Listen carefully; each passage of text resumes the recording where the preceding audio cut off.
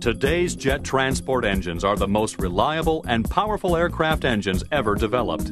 Over the past 40 years, technological improvements have increased the amount of thrust, improved fuel consumption, reduced noise, and reduced unwanted emissions. To accomplish these advances, internal engine pressure has been greatly increased on today's high-bypass turbofan engines. The reliability of the gas turbine engine has reached a level where severe engine failure is so unlikely that most pilots will never experience one in their flying career. However, modern turbine engines can still fail. And when they fail, whether with a loud bang and high vibration or just quietly decay to zero thrust, the pilot is expected to recognize the specific engine problem and then to take appropriate action. Over the last several years, data has indicated some pilots have attempted to diagnose aircraft malfunctions prior to establishing control of the aircraft. This has occurred despite the fact that all pilots are taught to fly the aircraft first. So why does the data indicate that they have not done this? One of the main reasons is the startle factor. Because of modern aircraft's high reliability, when a malfunction occurs, it is frequently the first time the flight crew is exposed to the true sensations of that malfunction. While simulators have greatly improved pilot training, they've not always realistically simulated the actual noise, vibration, and aerodynamic forces certain engine malfunctions cause. It also appears that the greater the physical sensations the pilot feels during the malfunction, the greater the startle factor. And the greater the likelihood the flight crew will try to diagnose the problem immediately instead of flying the aircraft first. When flight crews are interviewed after engine malfunction events, such as the surge of a large high-bypass engine during initial climb-out, they make very similar comments regarding the event. Pilots will often report that it felt like a bomb went off, or that the aircraft was falling apart. Each time an event occurred, the sound and the feel of the event were different, and often much more intense than indicated by any training the crews had received. Because of this, the flight crew either did not recognize the engine symptom or was so concerned about the engine that they responded without taking time to correctly evaluate the situation. In each case, additional time spent in stabilizing the airplane's flight path before responding to the engine symptom would have avoided a serious event. Remember, all transport category aircraft are designed and certified to be controllable with the most critical engine failed. Unlike early turboprops, turbofan-powered airplanes do not require immediate pilot action to the engine in the event of a single engine malfunction or failure. Once the flight path is stabilized, the engine malfunction may be safely identified and the appropriate checklists executed. Taking the time to stabilize the flight path may sometimes lead to further engine damage, but despite that, the airplane still has the capability of safe flight. Engines are tested during initial certification to demonstrate ruggedness following bird and ice ingestion. Even after a major failure, such as the loss of an entire fan blade, which is an extremely rare event, the engine shuts down safely and the airplane is still airworthy.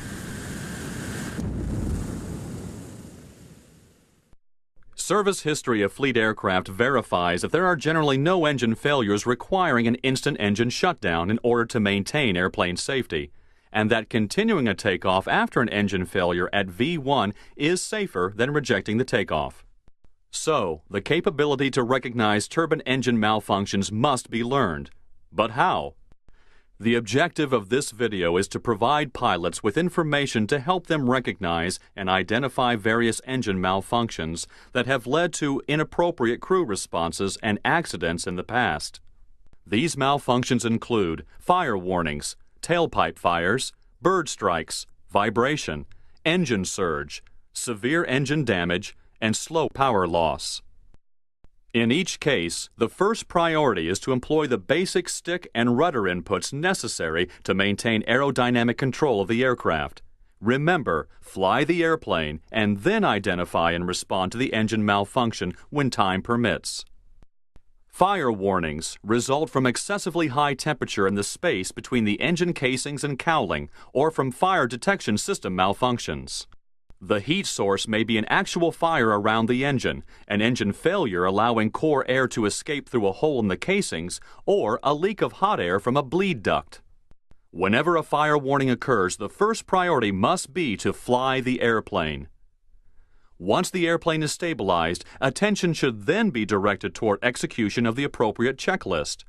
Even if there is an actual fire, there is adequate isolation between the airplane structure and the nacelle to ensure sufficient time to establish and maintain airplane control to a safe altitude. Taking this time may cause further fire damage within the nacelle, but accident reports consistently show that flight path control must be focused on first, and it must remain a high priority until landing.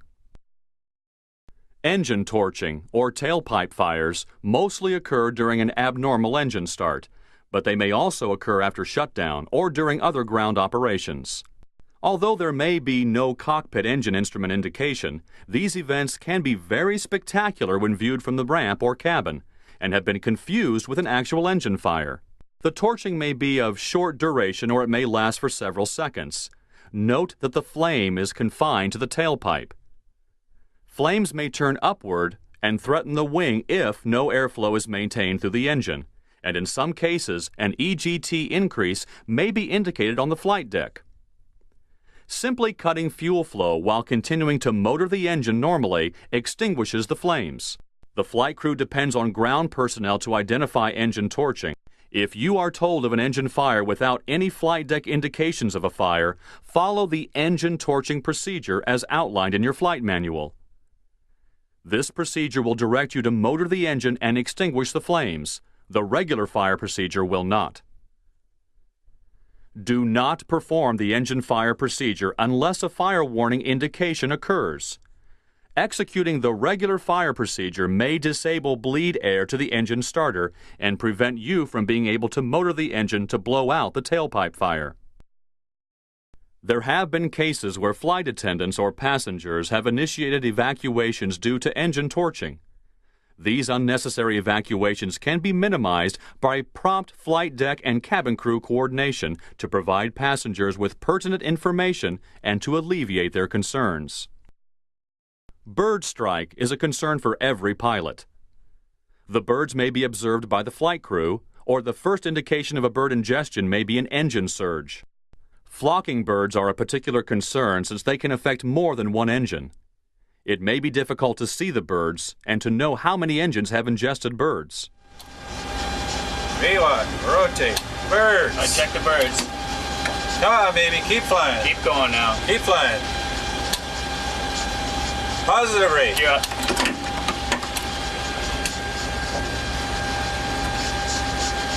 Come on, baby. That's it. Nice job. Fly the airplane. There's 400 feet. Okay, what's the problem? Most bird strikes occur close to the ground, at the very time when there is least opportunity to appraise the situation. Nevertheless, the record shows that establishing flight path control first before taking action on the engine is a more successful strategy than taking immediate action with the engine. There have been accidents resulting from bird strike-related rejected takeoffs above V1 speed, and in each case, the airplane was in fact safe to fly. Therefore, rejecting a takeoff due to a bird strike at speeds above V1 is not considered to be appropriate. Bird strike by an engine may be accompanied by audible thuds, vibration, engine surge, unpleasant odors, and abnormal engine instrument readings such as high EGT. Throttling back an engine may be needed to clear a stall after the airplane has been placed on a stable flight path. If the engine involved cannot be positively identified, do not shut it down. In the unlikely event of multiple engines surging, prompt action may be required to clear the stall on the engines one at a time to assure that some power is available later. Engine vibration may be caused by a fan unbalance. This can come from ice buildup. It may also come from the fan blade material loss or aerodynamic excitation from blade distortion due to foreign object damage. Vibration can also come from internal engine failure such as a bearing failure. Cross-reference of all engine parameters will help to establish whether an engine failure actually exists. Engine-induced vibration felt on the flight deck may not be indicated on instruments. For some engine failures, severe vibration may be experienced after the engine has been shut down to the point where instruments are difficult to read. This vibration is caused by the unbalanced fan, windmilling at an engine speed close to an airframe's natural frequency, which amplifies the vibration. Changing airspeed and/or altitude will change the fan windmill speed, and an airplane's speed may be found where there will be much less vibration. There is no risk of an airplane structural failure due to vibratory engine loads during this windmilling action. From a flight crew member's perspective, one of the most startling events is the engine surge or stall on takeoff or during flight. An engine surge is, in the simplest terms, the breakdown of the airflow in a turbine engine. When the compressor blades stall, they are no longer able to force the air through the engine from front to rear. Now the high-pressure air in the middle of the engine can escape explosively from front and back simultaneously. Usually there are visible flames from both ends of the engine, accompanied with one or more very loud bangs. This violent airflow reversal will produce an instant loss of thrust and an immediate yaw that will literally spill most of the coffee from your cup. This yaw is accompanied by a vibration that cannot be duplicated in the simulator. Bird strikes, internal engine failures, engine pneumatic bleed malfunctions, or internal engine clearance changes can cause a surge. It is usually a problem in the compressor system and so is often referred to as a compressor surge or compressor stall. The magnitude of the symptoms, such as the loudness of the noise and the severity of the vibration, vary with the power setting and the type of instability in the compression system. Low altitude and high power settings produce the loudest bangs and the most violent yaw and vibration. High altitude surges are frequently associated with engine power changes during leveling off or when initiating an altitude change. High altitude surges generally result in a muffled noise, light vibration, and increasing EGT, and may require power reduction to clear the condition. Some surges allow the engine to recover with no flight crew action. Others recover after flight crew action to reduce power. The most severe surges are non-recoverable. When the engine recovers by itself, it is best to just fly the airplane and not interfere with the engine. Identification of a recoverable compressor surge or stall condition based on engine parameter fluctuations or changes alone can be difficult, due in part to the fact that the event is usually over in the blink of an eye. Generally, most flight crews identify the condition as an engine malfunction when the EGT exceeds its limits or the EGT gauge turns red. If EGT continues to rise following a surge, the thrust lever should be retarded to allow the engine to recover. Then, after the engine recovers, power should be reapplied slowly. If the engine does not stall again when the power lever is re-advanced, the power can be left high.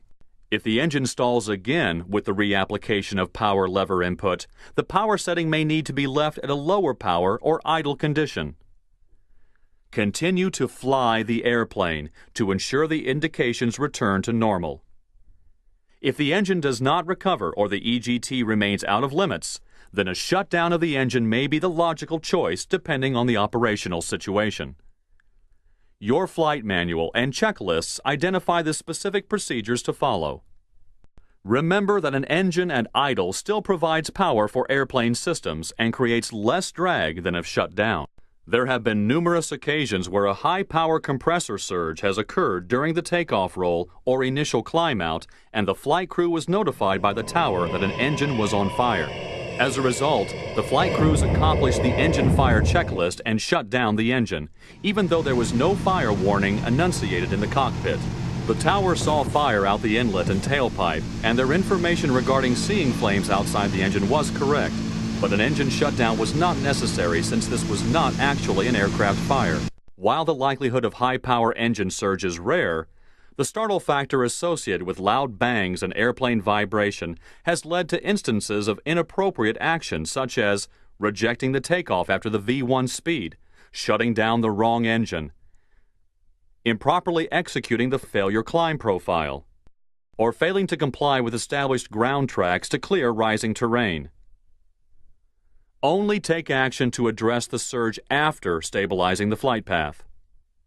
Recent interviews with pilots who have experienced high-power compressor surge malfunctions during takeoff and initial climb have revealed that they have initially thought that a bomb had exploded, or that they hit a truck, or had a mid-air collision. Remember, no matter how loud the bang, airplane control is always the first priority.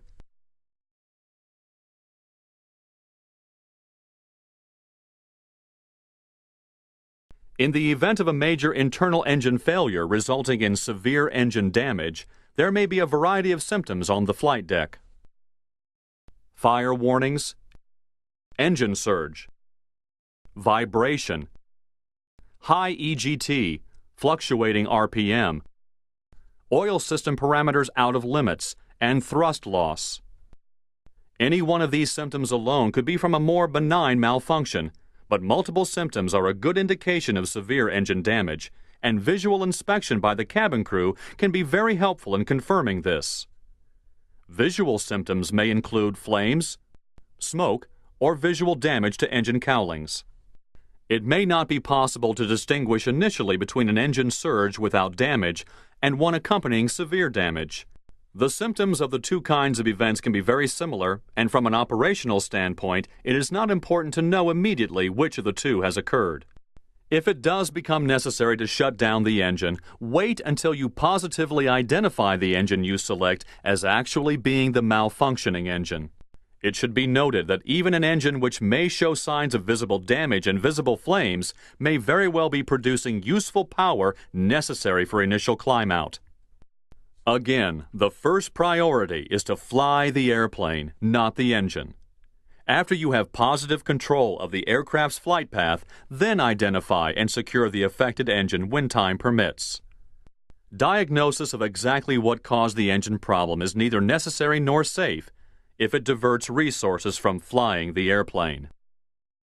The malfunctions discussed so far have compelling cues, such as loud bangs, vibration, and warning or advisory messages. In each case, the challenge is to fly the airplane without being distracted by very compelling or alarming engine symptoms. The last type of malfunction to be discussed here is more subtle: slow decay of thrust, or non-response to power lever. These can be subtle in fact to the point that it can be completely overlooked, with potentially serious consequences to the airplane. If an engine slowly reduces power, or when the thrust lever is moved the engine does not respond, then the airplane will experience asymmetric thrust. The problems will most likely develop at a point during the flight when the autopilot is engaged. The autopilot will compensate for the asymmetrical thrust on its own. It takes an alert flight crew to recognize the situation that's developing. If the airplane is badly mistrimmed when the autopilot is manually disconnected, or when the autopilot reaches the limits of its authority and automatically disconnects, only seconds remain before an unusual attitude is encountered. If no external visual references are available, such as flying over the water at night or an IMC, the likelihood of an upset increases. This condition of low-power engine loss with the autopilot on has caused several aircraft upsets, which were not always recoverable. Flight control displacement or trim input indicators may be the only obvious indication that the autopilot is trimming the aircraft away from the coordinated flight. Vigilance is required to detect these stealthy engine malfunctions and to maintain a safe flight attitude while the situation is still recoverable. But a slowly changing asymmetric thrust problem is not an easy one to detect. Symptoms may include multiple system problems such as generators dropping offline, low engine oil pressure, unexplained airplane attitude changes, significant differences between primary parameters from one engine to the next. If asymmetric thrust is suspected, the pilot must be prepared to make immediate rudder or trim inputs to avoid an uncommanded aircraft roll. The first response must be to make the appropriate rudder input or trim adjustment. Disconnecting the autopilot without appropriate control input or trim adjustments may result in a rapid roll maneuver.